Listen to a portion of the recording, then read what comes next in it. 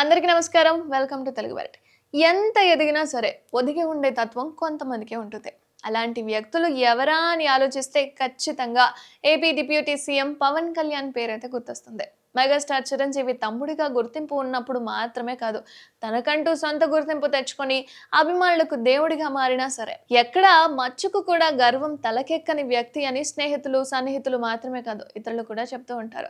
అయితే power star గా Tollywood హీరోల్లో star హీరోగా ఉన్నప్పుడు మాత్రమే కాదు, రాజకీయాల్లో అడుగుపెట్టి రాష్ట్రానికి ఉప ముఖ్యమంత్రిగా పదవిని చేపట్టిన తర్వాత కూడా తన జీవన విధానాన్ని సాటి మనుషుల పట్ల చూపించే ప్రేమ ఆప్యాయతలు కూడా ఏమాత్రం మర్చిపోని వ్యక్తి. అయితే ఒక పెద్ద స్థాయి హోదాలో ఉన్న పవన్ కళ్యాణ్ పిల్లలై ఉండి కూడా అఖీరా ఆద్యలు సామాన్యులుగా ఆటోలలో తిరుగుతూ విశ్వేశ్వరుడు కొలువైన క్షేత్రంలో ఆధ్యాత్మిక చింతనలో గడుపుతున్నారు. అదేనండి, అఖీరా ఆద్యలు రేణు దేశాయ్తో కలిసి ప్రాముఖ్య ఆధ్యాత్మిక క్షేత్రం వారణాసికి వెళ్ళినట్లుగా తెలుస్తుంది.